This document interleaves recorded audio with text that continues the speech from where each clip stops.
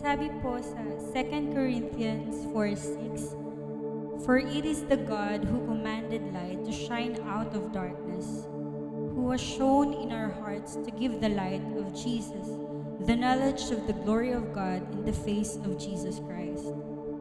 Tunay nga po na ang Panginoon ang tunay na source ng light. Sa Kanya po nanggagaling lahat. And nawa nga po na sa atin makita ng mga tao yung light na binibigay ng Panginoon. Nawa po na makita sa atin, nawa maparamdam natin sa kanila yung pagmamahal ng Panginoon.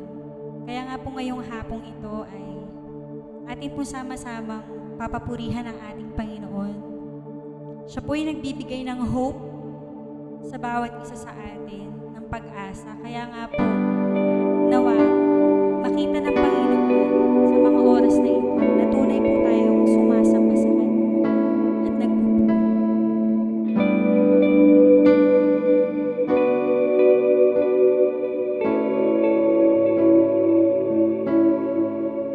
You give life, you are love, you bring light to the darkness, you give hope, you restore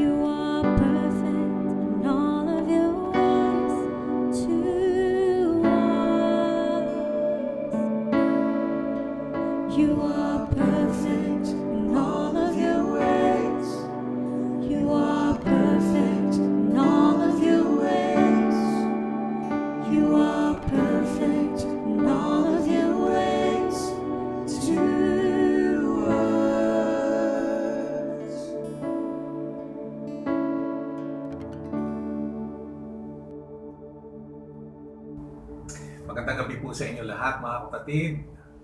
Sa oras na ito, nais ko pong anyayahan kayo muli na magbulay ng kanyang salita at patuloy na dumalangin kay Lord na itong atin pong pag-aaral ay magdulot sa atin ng kalakasang espiritual at patuloy na maisakatuparan ng Diyos sa atin ang kanyang layunin at ang kanyang kalooban.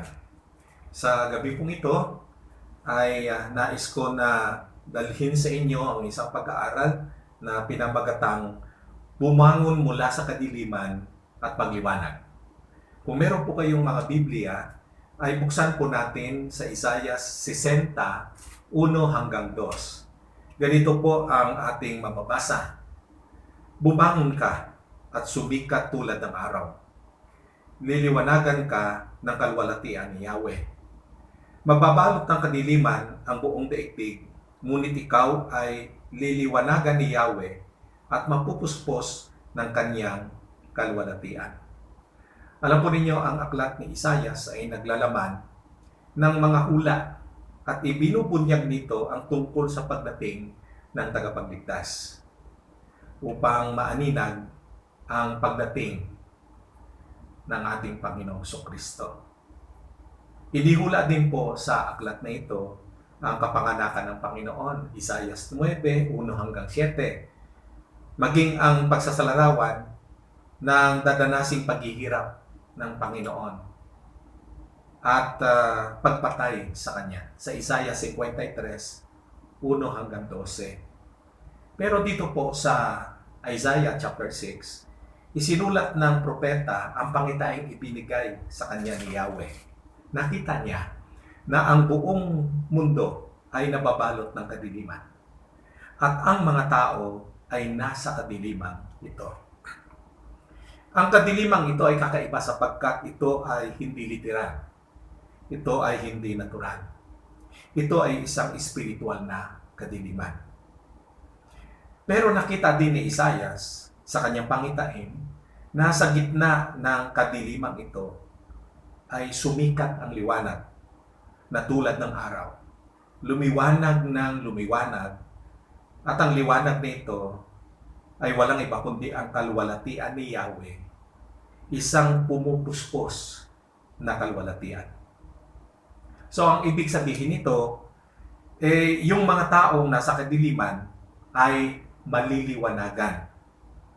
At hindi lamang maliliwanagan, kundi mapupuspos pa ng kalwalatian ng Diyos. Napakagandang balita nito na sa tingin ko ay angkop din sa ating panahon ngayon.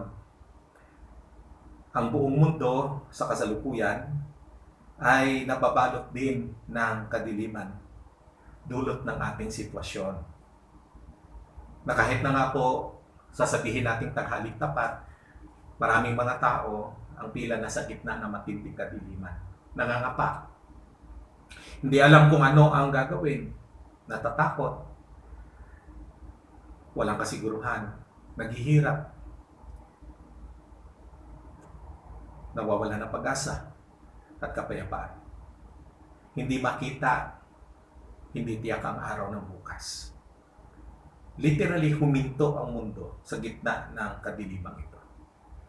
Huminto ang mundo dahil sa kadilimang ito. At alam po ninyo, ang kadiliman po ay dumadating na may iba't ibang antas o level. Tingnan niyo po ito, ano?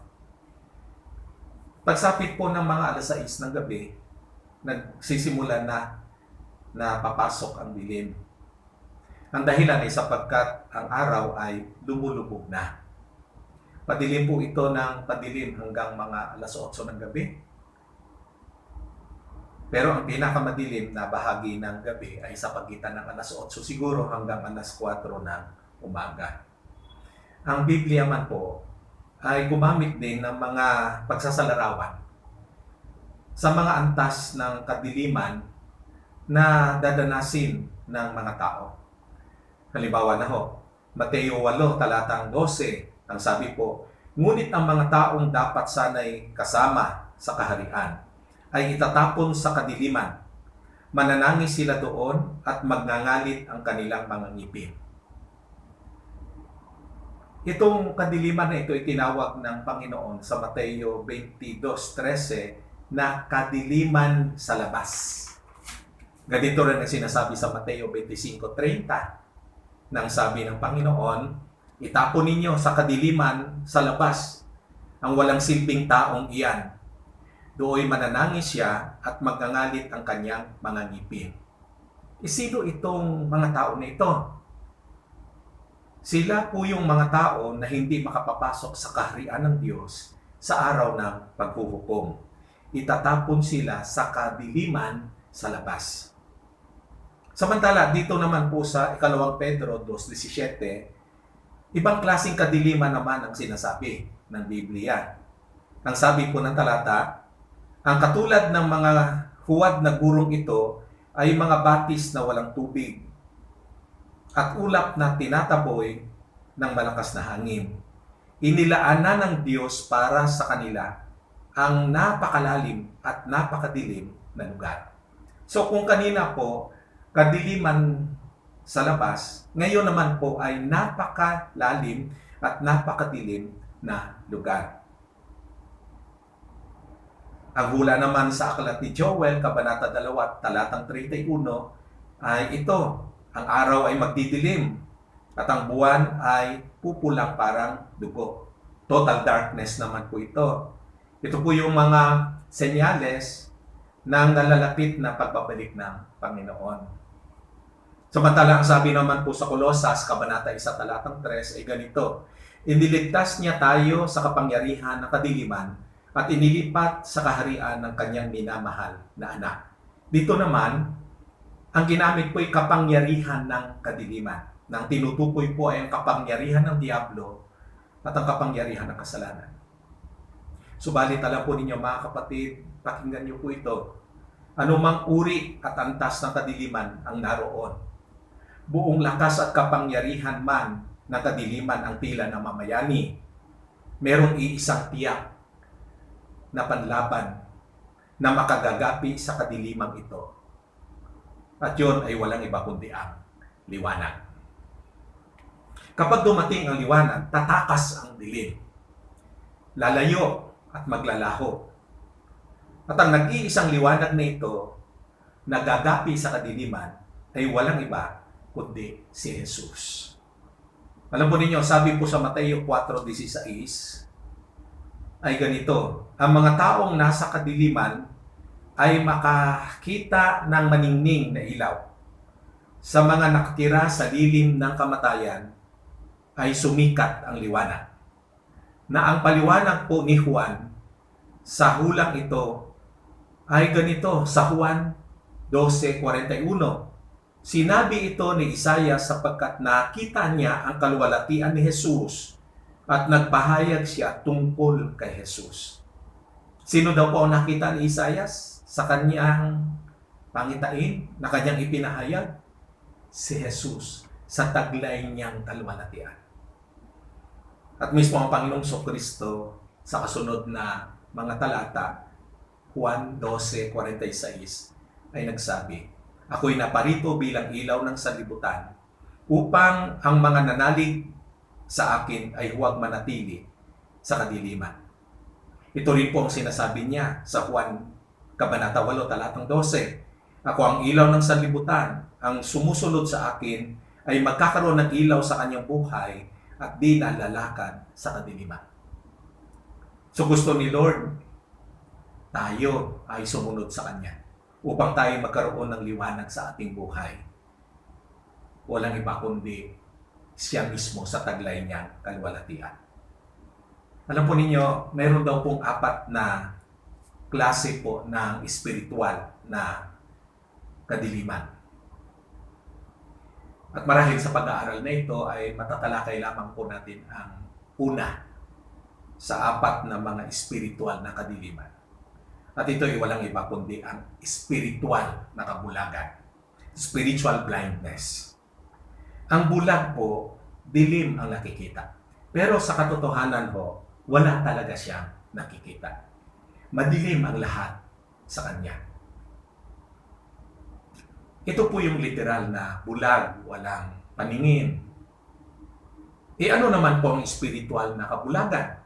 Kung gayon, alam po ninyo si Isaias ay meron pong explanation tungkol dito. Isaiah 43:8, ang sabi po ay ganito, iyong ilabas ang bulag na bayan na may mga mata at ang bingi na may mga tainga. Ang sabi ni Isaias, may mata pero bulag, may tainga pero bingi. Ito ang pinakamasaklap na kabulagan. May mata pero hindi nakakakita. Napakasaklap sapagkat ito ay spiritual na kabulagan. Alam po ninyo, ang spiritual na bulag ay hindi niya nakikita ang mga ipinakikita ng Diyos sa kanya. Hindi niya nakikita ang mga katotohanan tungkol sa kung sino talaga ang Diyos. Kaya marami siyang mamimiss sa mga bagay na mula sa Diyos. Hindi niya nakikita, kaya hindi niya nakukuha. Uulitin ko po yun. Hindi niya nakikita, kaya hindi niya nakukuha. Sayang na sayang. Marami na sana siyang tinanggap mula sa Diyos. Marami na sana siyang naranasang mga dakilang bagay mula sa Diyos. Pero ang kabulagan niya, ang pumigil sa kanya na makita at makuha ang mga inihanda at inilaan ng Diyos para sa kanya. Tingnan niyo po itong istorya na ito sa Marcos Kabanata 8, talatang 22 hanggang 26. Merong isang bulag na dinala kay Jesus sa lugar ng Bethsaida. Palibhas ay bulag, kahit na si Jesus ay nasa harapan niya na, hindi niya nakikita. Ganito din po ang larawan ng likas nating kalagayan. Bulag, hindi nakikita ang Diyos. At walang paraan para makita ang Diyos. Pero 2 beses po na tinakban ni Jesus ng kanyang mga kamay ang mga mata ng bulag. Noong una, malabo pa ang nakikita ng bulag. Ang sabi niya, ang nakikita ko po ay parang ang mga tao ay katulad ng isang punong kahoy na lumalakad. At sa pangalawang pagkakataon, muling tinakban ni Jesus ng kanyang mga kamay ang mga mata ng bulag. And this time, nakakita na po siya ng maliwanag. Nakita niya si Jesus. Si Jesus po ang ilaw. Siya ang liwanag. Ang kalwalhatian ng Diyos. Sa kanyang pagdating sa buhay natin, tumatakas ang kadiliman. At tayo ay nakakakita. Nasabi ni Pablo sa 2 Korinto, Kabanata 4, talatang 4 ay ganito po ang atin pong mababasa. Hindi sila sumasampalataya sapagkat ang kanilang isip ay binulag ng Diyos ng kasamaan sa daigdig nito, upang hindi nila makita ang liwanag ng magandang balita tungkol sa kalwalhatian ni Kristo na siyang larawan ng Diyos. Ang espiritual na kabulagan daw po ay gawa ng Diyos ng kasamaan sa daigdig na ito.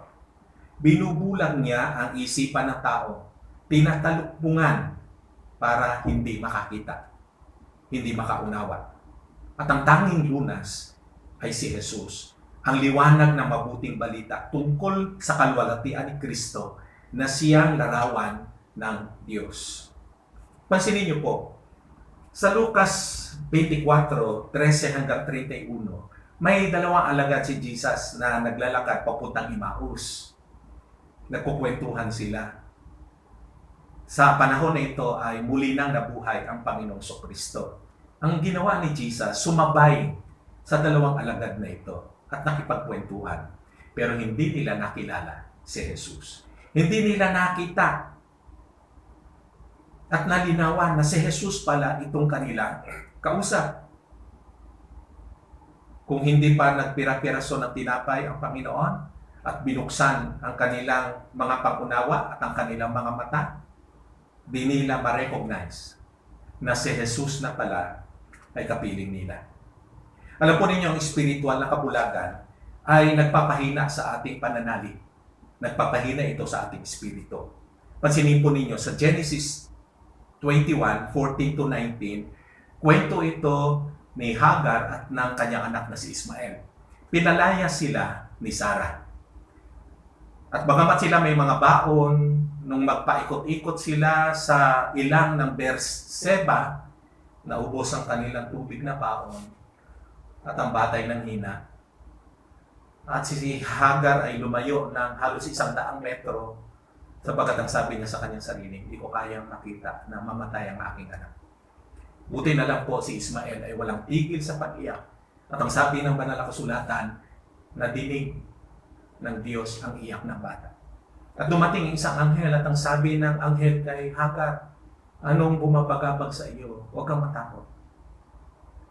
At ang napakagandang tala po ng banal na kasulatan ay nagsabi, pinaliwanag ng Diyos ang mga mata ni Hagar at nakita niya ang isang balon at do'y kumuha siya ng tubig at sila'y nabuhay. Ang sagot pala sa kanilang sitwasyon ay abot kamay na lamang nila. Hindi niya lang po nakita. Alam po ninyo, kapag hindi mo nakita, hindi mo makukuha. Siguro iniisip ni Hagar, pinabayaan na kami ng Diyos. Wala siyang pakialam. Hindi naman kami talaga importanteng mga tao. Nagagalit marahil si Hagar, palibhasa ako isang alipin lamang. Hindi niya naintindihan kung hanggang saan ang kayang ipagmalasakit ng Diyos sa kanila. Kapag bulag ka, malilimitahan ka talaga. At salamat sa Diyos, pinagliwanag niya ang paningin ni Hagar. Kaya tandaan po natin gaano man kadilim ang ating sitwasyon ngayon, kung ang liwanag at kaluwalhatian ni Jesus ang naghahari sa ating mga puso, sa ating isipan, mahaharap natin ito.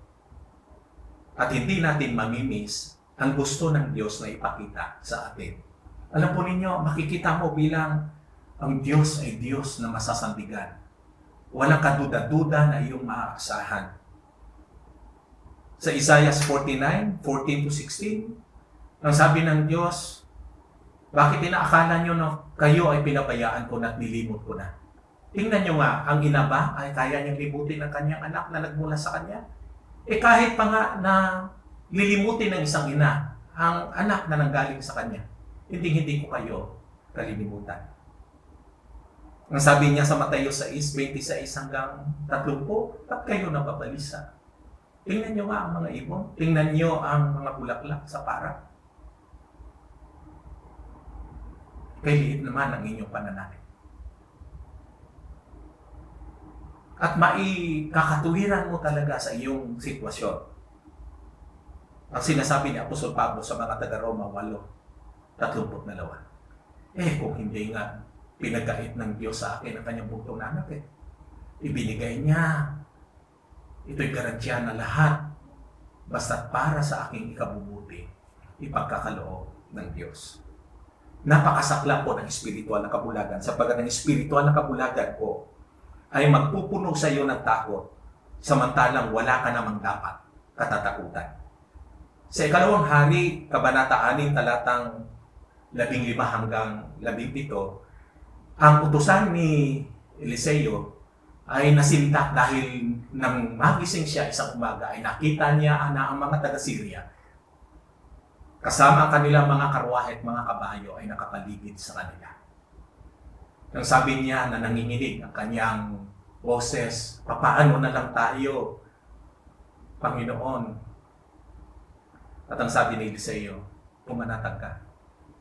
Mas marami tayo kaysa sa kanila. At ang ginawa ni Eliseo, siya ay nanalangin, Yahweh, buksan mo po ang paningin ng aking utusan na ito. At binuksan nga ni Yahweh. At nang tumingin muli ang utusan ni Eliseo, nakita niya na punong-puno ang mga bundok ng mga karwahing apoy na handang magtanggol sa kanila. Wala naman pala talagang dapat katatakutan sapagkat nasa panig nila ang pinakamakapangyarihang hukbo ng kalangitan. Masisindak ka kapag ikay may kabulagan. Ngunit kung dilat ang iyong mga mata at espiritual na mga mata at nakikita mo ang Diyos sa taglay niyang kapangyarihan, mapapanatag ka anuman ang iyong sitwasyon. Napakasaklap ng espiritual na kabulagan sapagkat ang espiritual na kabulagan ay magdadala sa iyo sa maling kaisipan. Awit 73. Ito'y pagkukumpisal ng isang taong malapit sa Diyos, ng isang worship leader. Ang sabi niya, ano ba ito? Bakit kung sino pa ang matuwid, siyang pinahihirapan? Bakit kung sino pa ang masama, siyang pinagpapala? Ako na nagsisikap na maging malinis sa paningin ng Diyos, ay parang kada umaga, ang iginagawad niya ay parusa. Hindi niya nakita ang Diyos sa likod ng kanyang sitwasyon. Natakpan ang kanyang mga mata sa mga bagay na kanyang kinaingitan. At lubhas siyang nahirapan. Salamat na lamang. Pinili niyang pumunta sa templo. Doon siya tinagpo ng Diyos at ipinakita ng Diyos ang buong katotohanan sa kanya. Nakabangon po siya. Naitayo niya ang kanyang sarili sapagkat idinilat ng Diyos ang kanyang mga mata at ipinakita ng Diyos sa kanya. Sulit ang paglilingkod, walang kalugihan. Ang mabuhay sa kabanalan at katuwiran ay tunay na pakinabang higit kaysa anumang bagay na maibibigay ng mundo. Mga kapatid ko, sa atin pong buhay ngayon, napakahalaga na ang ating espiritual na mga mata ay dilat. Napakadaming mga bagay ang nais ng Diyos na ipakita sa atin. Kaya sa ating pagtatapos ay nais ko pong anyayahan kayo na ating basahin, hindi lamang babasahin, kundi gagawin nating gabay sa ating panalangin ang isinulat ni Apostol Pablo sa mga taga-Efeso, Kabanata 1, talatang 18 hanggang 23. Ganito po natin ipapanalangin ito. Idinadalangin ko, O Diyos, Diyos ng aming Panginoong Kristo, Ikaw na maluwalhating Ama, na pagkalooban mo kami ng espiritu ng karunungan upang ang pahayag tungkol sa iyo ay lubos naming makilala at maunawaan. Naway liwanagan mo, O Diyos, ang aming mga puso upang malaman namin ang pag-asa na para sa amin na mga tinawag mo. Kung gaano kasagana ang pagpapalang inilaan mo para sa amin na iyong mga banal. At kung ano ang di masukat mong kapangyarihan na kumikilo sa amin na nananalig sa iyo. Ang kapangyarihang bumuhay kay Kristo at napupo sa Kanya sa iyong kanan sa kalamitan. O dakilang Diyos, buksan mo ang pangunawa ng aming mga puso at isipan. Ipakita mo sa amin ang iyong kaluwalhatian. Amen at amen. Pagpalain po tayo ng Panginoon at hanggang sa muli nating pagkikita. Tayo po'y manalangin. Sa kagila naming Ama, kami ay nagpupuri at nagpapasalamat sa mga araw na kami binabayan. Sa harap ng ganitong sitwasyon, pinaranas mo sa bawat isa ang iyong pagpalang kamay. Ikaw, Panginoon, ang aming pinaguhugutan ng lakas sa mga panahon na kami ay balisa. Sa presensya mo, sumasaya ang aming puso. Ikaw ang nakakaalam kung ano ang mas makakabuti. Taos puso kami nagpapasalamat sa mga biyaya, sa buhay, at sa mga pagsama-sama sa bawat pamilya. Dinadalangin namin, Ama, ang virus na kumakalat sa buong mundo na nagtitrigger ng takot sa mga tao.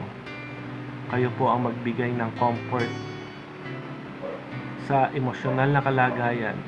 Maunawaan po sana ng mga tao ang iyong kapangyarihan at Tanging ikaw lamang ang may kontrol sa lahat ng bagay. Marami pong nawalan ng trabaho at mahirap makakuha ng pagkakakitaan. Ikaw, Panginoon, ang nagpo-provide ng mga ito sa mga araw-araw na dadating. Tinataas po namin ang mga kalagayang espiritual ng mga kapatid na lalong lumago at manatiling sariwa. Bigyan mo po ang mga doktor, nurse, at hospital staff ng kalakasan at wisdom sa araw-araw sa pagsilbi sa mga pasyente. Isa pong malaking hamon sa aming presidente na maiayos ang aming bansa. Bigyan mo po siya ng Panginoon ng sapat na kaalaman upang maisagawa ang kanyang mabuting hangarin para sa bayan.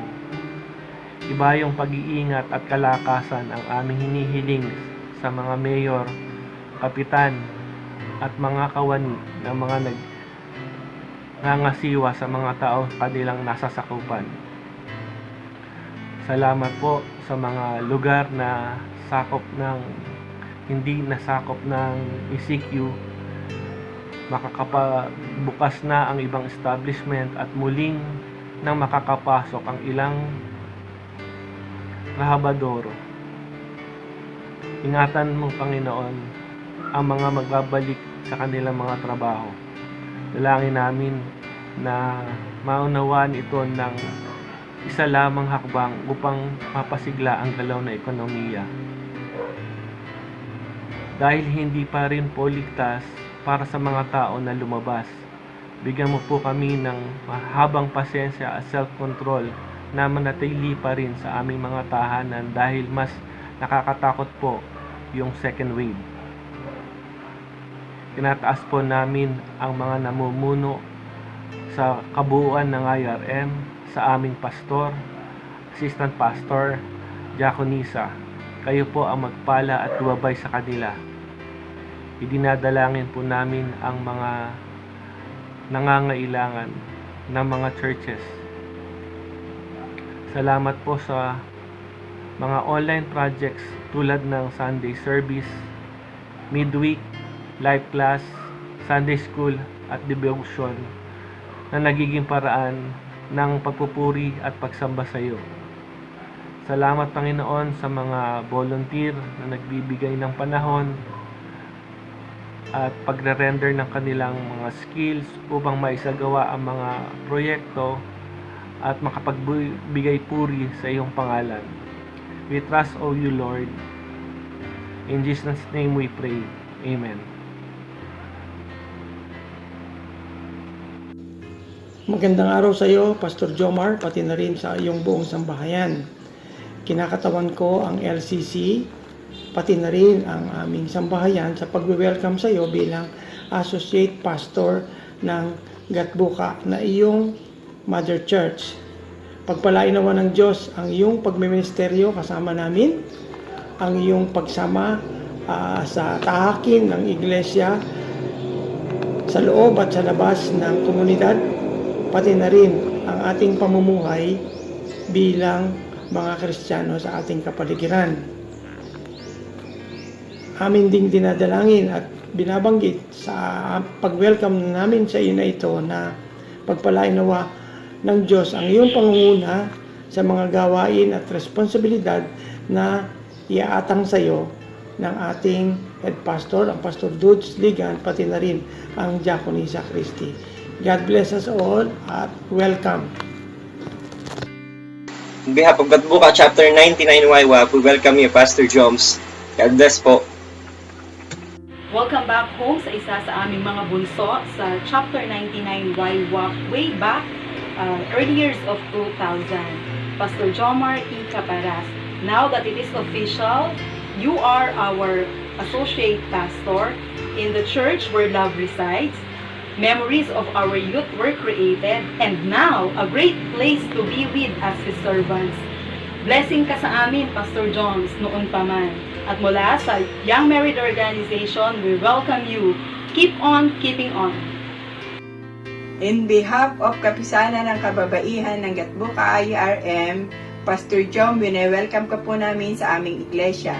Alam po namin na malaki ang maitutulong mo sa espiritual na pangangailangan ng bawat kapisanan at ng bawat miyembro sa aming iglesia ang pagkakapunta mo po dito sa amin. Kaya welcome po, Pastor Jomar Caparas. Hello po, Pastor Jomar. Welcome po kayo sa Gatbuka Iron Church. Kayong pamilya mo ay nagagala kami makasama kayo at maging kabahagi po ng iglesyang ito. Noon pa man ay kasama na kayo namin kung gaano kayo kasipag. Naniniwala ako na mas hihigitan mo pa yung kasipagan na yun at nakikita namin kung paano ka gumawa. Salamat po, Pastor Jom, sa iyong cooperation, sa iyong tulong, sa iyong paggawa na wala pong inaantay na anumang kapalit. Salamat po. Welcome po, Pastor. Kasama po ang iyong pamilya sa Gatbuka. Kagalakan po makasama kayo. Hi everyone. Hi Pastor Jones. In behalf of the local church council of Gatbuka IRM, headed by our chairman, Oscar Vidanganan, I would like to welcome you wholeheartedly to the fold. Welcome to your home church. I hope the your stay with us will be a very fruitful one dahil ang ating mga kabataan ay magkakaroon na ng kuya figure in your presence. Nawa, sila ay magkaroon na ng pagkataong lumago sa kanilang mga ministry na mahahanap nila sa kanilang pagsasama-sama palagi with your guidance. At alam ko rin na ang vision ng Gatbuka IRM ay matutupad sa tulong mo dahil ikaw ay katulong na ibinigay ng Panginoon sa ating church kay Pastor Dudes. Nawa, ang pagsasama-sama natin ay maging fruitful for the youth in particular at sa buong church in general. Welcome sa iyong mga kapamilya, kapuso at kapatid. Again, we welcome you wholeheartedly. Good evening. Hello po, Pastor Jomar, kasama ng inyong pamilya, kay Bibo, kay Viva, at kay Ate Icy. Welcome po sa Gatbuka IRM. Kami po ay excited na sa gagawin niyo pong pangunguna sa amin. Excited na rin po kami na kami ay inyong pamahalaan, Pastor. Turuan at kami po ay masayang susunod sa inyo pong isi-share sa amin ng mga kaalaman. Muli po, welcome po sa inyo at sa inyong pamilya. Magandang gabi po. Magandang gabi sa inyo lahat. Nais kong katawanin una ang aking buong pamilya, gayon din ang buong kapatiran ng Iglesia ng Gatbuka IRM Evangelical Church upang i-welcome ka, Pastor Jomar, kasama ang iyong buong pamilya. Nasa inyong pagpapasimula bilang mga manggagawa ng ating iglesia ay lubos nating inaasahan na sa tulong, biyaya at grasya ng Panginoon ay maipaglingkod mo sa iglesia at para sa kaharian ng Diyos ang mga kaloob at kakayanang ibinigay sa iyo ng Panginoon. Kaya maligayang paglilingkod at welcome at pagpalain kayo ng Panginoon.